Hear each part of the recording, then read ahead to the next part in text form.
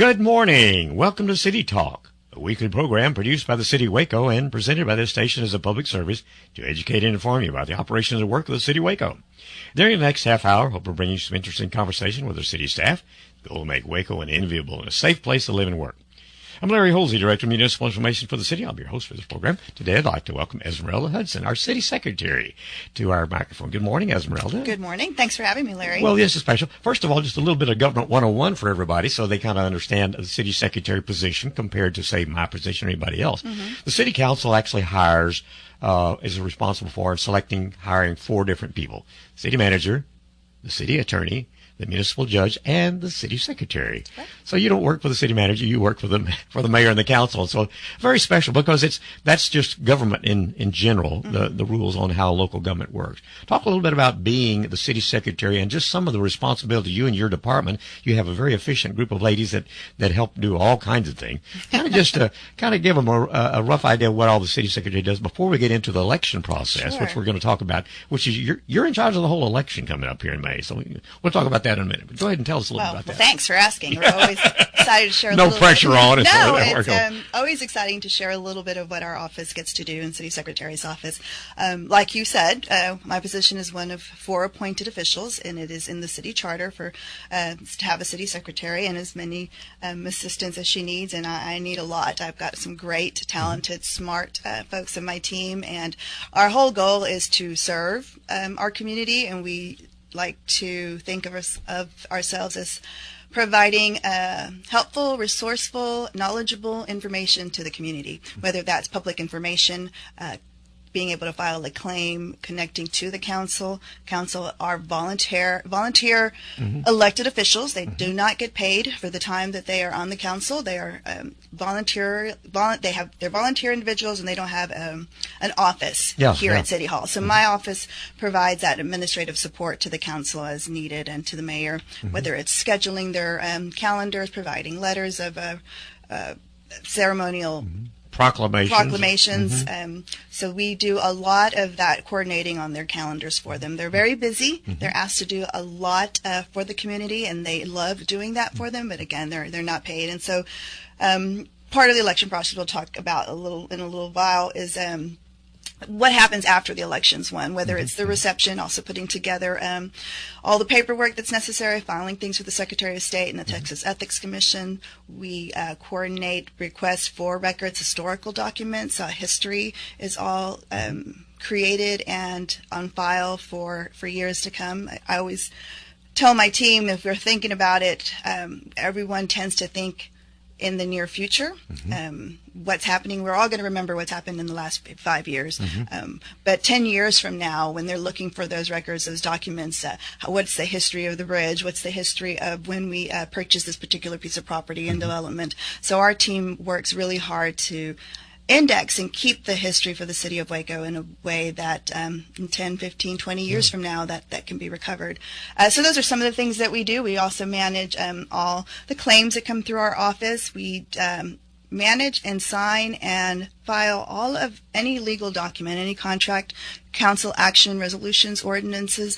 Those are filed in our office so that we can keep in our long-term and history, as well as so that people can find it when they need it. So those are just some of the things that we get to do. A lot of stuff. And the most critical stuff, too, because you think about it, because you're one of many through the course of the 150 or whatever, 60 years, what it is. We were founded in 1849 mm-hmm. and all incorporated in 1851, and that's a long time. Mm-hmm. People have served in your position mm-hmm. doing those. So the Bible, it goes back to the Bible days. The first city secretary, municipal clerk, goes back to, there you go. Back in the day, keeping record. There you go. So it's a very important. So great job that you do, and information. I just want everybody to have an opportunity to hear what all you do.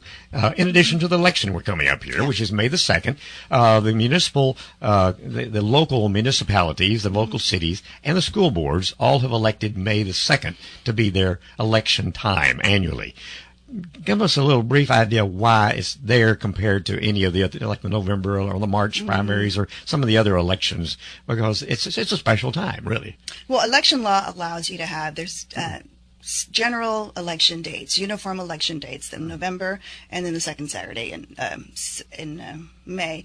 And so we chose to leave our local election in May, May 2nd this year, because I think the council who decided this decided that it was important that we were on the ballot, and it wasn't going to get lost with any other items that make it. So many things get on the other ballots. It does. Yeah. It's county and cities and all that kind of stuff. But if you put the school boards and the city together, that kind of narrows it down. And it's some major thing. And it's all focused on local, and that's really cool. And you know, there are some cities locally that do their elections in November, and I think every community has to judge on what's best for them. And what we felt like was continue to have it in May, and it seems to work out pretty well. Absolutely. So the process has actually begun now, because there's a legal filing date, beginning of the date, and then there's a cutoff of that date, and that's coming up. We'll talk about that.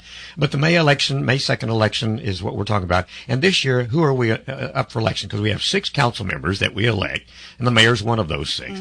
And alternate years, you have different ones. So they serve. Talk about the term limits and things, and what we're electing this year. So they serve. They run for 2-year terms. Council members aren't termed off, so you can run as many 2-year terms as you like or are eligible to run for. And mayor has 3 2-year terms, and then they have to either rotate off the council or run for a different position. This year we have the mayor, District 1, and District 3 are all up for election. As some may already know, District 3, Councilman John Kennard has decided not to run for re-election, and Mayor Deaver, who we are very grateful for the work that he's done, has also decided not to run for another term, which he could. He could for one more 2-year term. Right. So those are the 3 positions that are up, and they would be another 2-year term from May. Well, that's exactly right. So 1, 3, and 1, 3 and mayor are up to this. Now, if people don't know where their home lives and what district they live in, you can help them with that. We can. They can call our office. We have the information online, but they can call us, and based on their address, we can determine what precinct and what council district that they live in. Okay. Now, let's talk about... But for the mayor election, which is a contested election, which will happen in May, then everyone in Waco would be voting. That's right. So I live in District 5, for example, not an election for my council representative this year. Okay. So, but I still get to vote because the mayor is being elected. The mayor is an at-large by everyone in the city. Right. Okay. So, now tell us the qualifications for being even on the ballot, first of all, and then after the ballot, prior to that, there's making sure they're qualified. Sure. So you have to be a United States citizen, be 18 years of age or older, have not been determined mentally incompetent. Well, that'll leave. By final judgment. Yeah, you just can't, declare it yourself. By final judgment, you may not have been finally convicted of a felony that you haven't been adjudicated from or pardoned, and have resided in the state of Texas for 12 months continuously. And if you're running for a district, it's 6 months previously. 6 months living in the district that you're going to be. You have to be a resident of Texas for a year. Okay. And so living in the Waco area for 10 years is okay, but you can't run for an election in that district unless you've been there in that district for at least 6 months. For at least 6 months. Yeah, exactly right. Those are the qualifications. That's right. So those are the basic qualifications. And the something we talk about on this program all the time, is where often we can, is talking about the young people. Trying to remind them the fact that they need to keep their lives clean and not get into problems. In fact, I'm talking about the no felony situations. You get into some of those kind of situations, even different kinds of misdemeanors, that's going to disqualify you from certain kinds of jobs, either with the city or certainly being able to run for office and things. So it's important to keep your life clean and stay out of trouble. And so that's just my little bandwagon I like to get on from time. But it is. Sir. Sometimes we as teenagers, when we were teenagers, didn't always think about the full ramifications and the problems that we would cause by getting into trouble and excluding for the rest of our life possibility of being on the city council, for example, in this instance. Okay. All right. So we now know the qualifications. We know that whatever else. Let's talk a little bit about some of the things the city council members do, because this is really something you mentioned earlier. This is all a volunteer, so it's not a paid position. So that normally means you got to have some kind of source of income. They all have full-time jobs. They all have full-time jobs. That's right. And so you got to squeeze this in. The time commitment on this, and these are just general information, so I'm not trying to tell anybody not to do anything, but I just like everybody to heads up know what it takes, because the neat, and I think you'll agree with me on this, the people who have served on the council give an enormous amount of time and energy, because it's not just the meetings that you see on TV or whatever, the first and third Tuesdays from 3 to 5 and then 6 to 7 or 8 or 9 sometime. That's not it. That's just the surface. They have so much stuff. Talk about some of the things, because you talked about booking their calendars and helping them with their calendars. Meetings, proclamations, special appearances, luncheons, dinners. They're an important individual for the city of Waco. And so they do have those responsibilities, and that takes time. Sadly enough, a lot of it is during the daytime when most people have job requirements. Yeah. So, And so, fortunately, every candidate who runs for office has to decide ahead of time whether that time commitment is something that they can do, and then they would file in our office. And a city council member, they are, like you said, spending a majority of their time preparing for those votes or that discussion that happens on the first and third Tuesday of every month. So you could have an agenda that has 90 plus agenda items, each for a purchase or an acquisition or for a policy, and the research that goes behind many of those things are hours long. You're attending meetings, you're attending committees, you're also a part of community groups or events, neighborhood like associations, the MPO, neighborhood associations. You can be a part of the MPO, and many of those council members have already been serving in one way or the other. They're community leaders. They're known by the community. The reason they are able to continue to serve, I think, with that time commitment is because they've been doing it before they even got on the council. So they are really. So many of them travel for the during the week and go look at a street situation, or they're in their neighborhoods doing the research before they come and present a vote at a council meeting. And they the current council is very committed to understanding all the facts of an agenda item before they vote. And I think you'll agree, too, that the council members we've had in previous years, decades for that matter, have been so committed and so involved and engaged in what's going on. They're doing the right research and investigation and finding out what the constituents that they represent would like and whatever else to try to make the most wise decision. And I think the best thing I always like to tell people about Waco and why we're getting so many great things happening in Waco is how well the city council gets along, because they are very compassionate and involved with their particular district, but they also feel and know what the other district and other council members are dealing with. And so very collectively, and you take the vote at the council meetings all the time, and very rarely is it not a unanimous vote. And that shows collectively that people are working together. They understand and they see the city going in a certain direction and moving in a direction. And we don't have the rebellious type situations some city councils in other cities do, and just non-productive. Frankly, it's hard for the city manager or the city council to move forward in too many directions, because they don't change every time. So it really does. So it's a challenging position, and it does take a considerable. You talk about the agenda. I know we in our graphic department we print the agenda book. We still print a book for at least one city council member. Sometimes over 450 pages of documents to look through and look at. And these are just things that, you have to study, and you can't just go up there. And by no means is this just a glamorous honorary type of a thing to put on your resume type of thing. This is one working position, and I like to make sure everybody understands this is it's a commitment time wise. It really is. So those kind of things need to be taken into consideration, and like you say, being available to hear what your constituents want you to represent them with, and that's basically what you're doing. So anyway, and that's great. So we have actually 5 city council districts, single member districts as they call them, and then the mayor, who is elected at large. Now the mayor doesn't carry any more vote than anything. Talk about that and what the mayor's responsibility, since we're electing a mayor now. So like you said, the mayor does have one vote, the same as everybody else, but they are considered the head for the political group. And so it's usually, there's a lot of items by state law that require your chair or your head of your local government, of the governing body, to be responsible for whether declaring an emergency,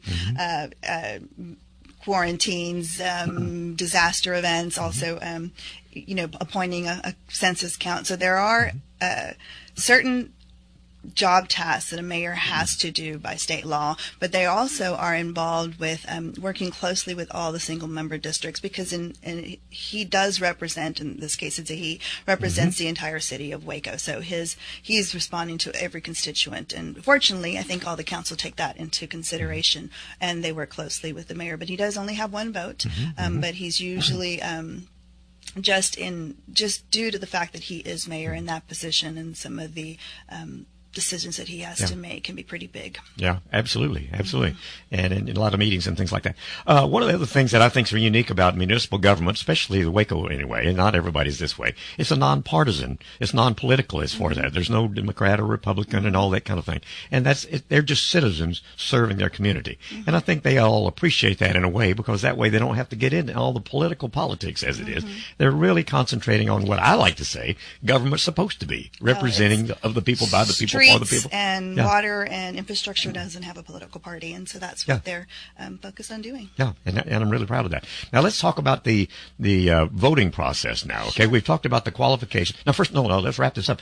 The filing time right now to be on the ballot is already begun. When is the deadline to be the last? Friday, February 14th is the last day for an individual who meets the qualifications to file for a place on the ballot. Okay, so if you meet any qualifications, you'll help them with that. The 14th of February is the final day. 5 p.m. in my office. Okay, yeah. at 5 Doors p.m. locked at 5. Yeah, they do. Exactly. 5:01. 5:01. You're exactly right.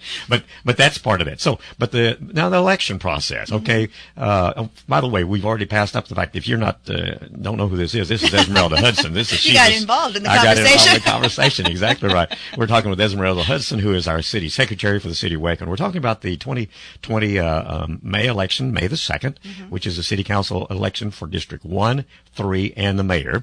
2-year terms for all those positions to start with for the next. And we have found that Councilmember Kennard is District 3. He is not running again. So there's a new position there, as is mayor. So we'll have a new mayor and a new council District 3 position.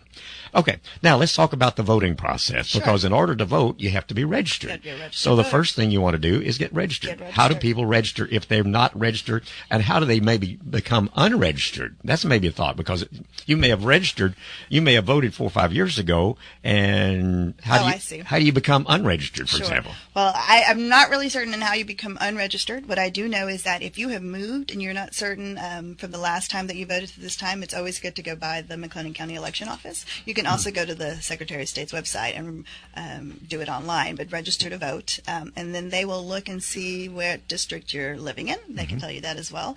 And then they'll make sure that you're registered for the upcoming election. So the deadline is April 2nd.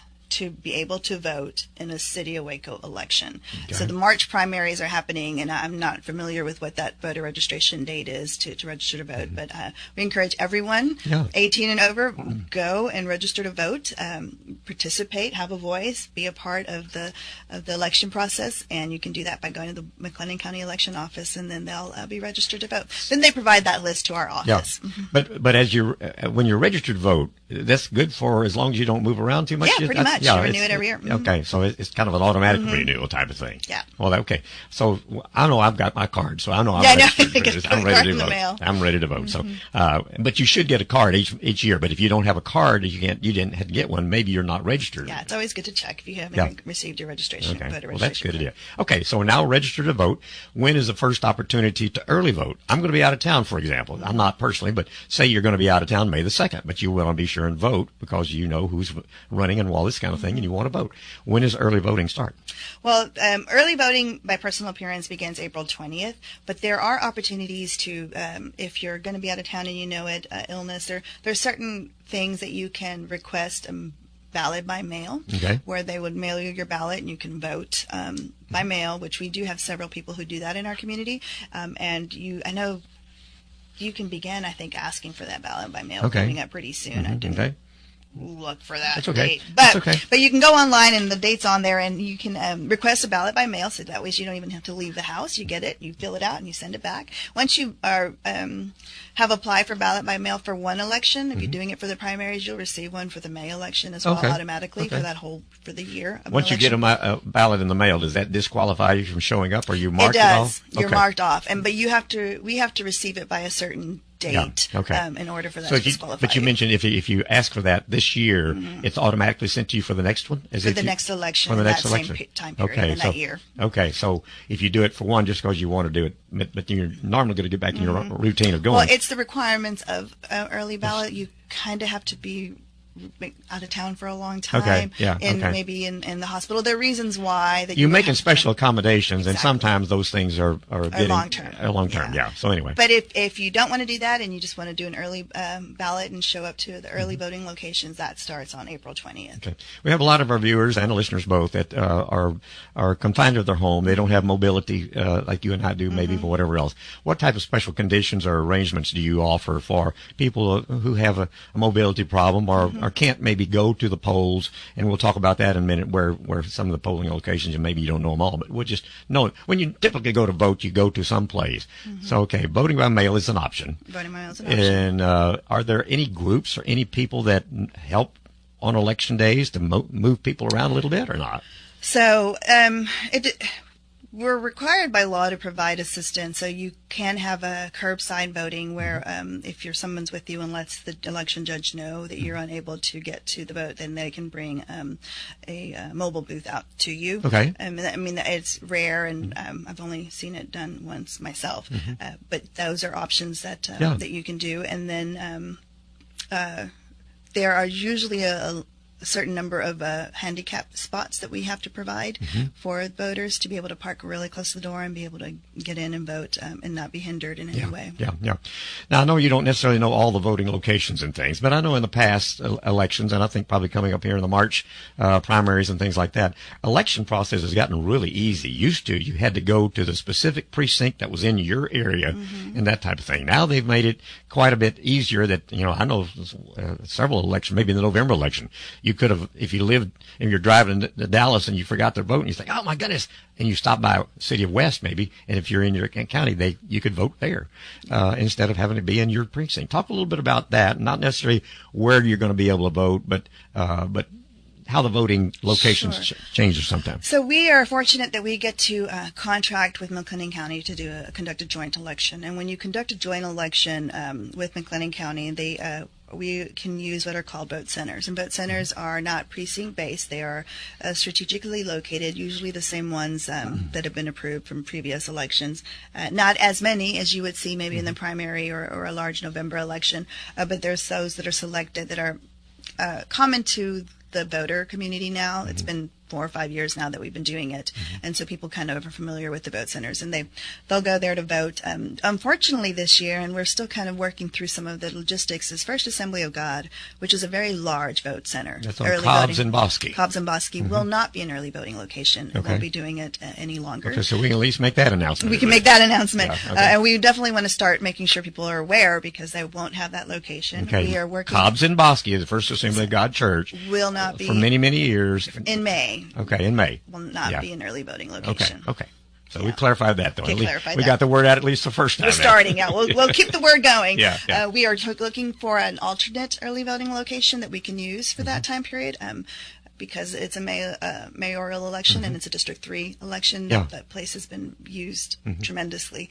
We'll have signs up to let people know once we identify what that alternate early voting location is going to be. But that's something that we're working with the county to figure out. That's both early and probably most likely for that location will be moved on May the 2nd as well. Yeah. So anyway. Which is understandable. I think their church is growing, or they're using the facilities for certainly.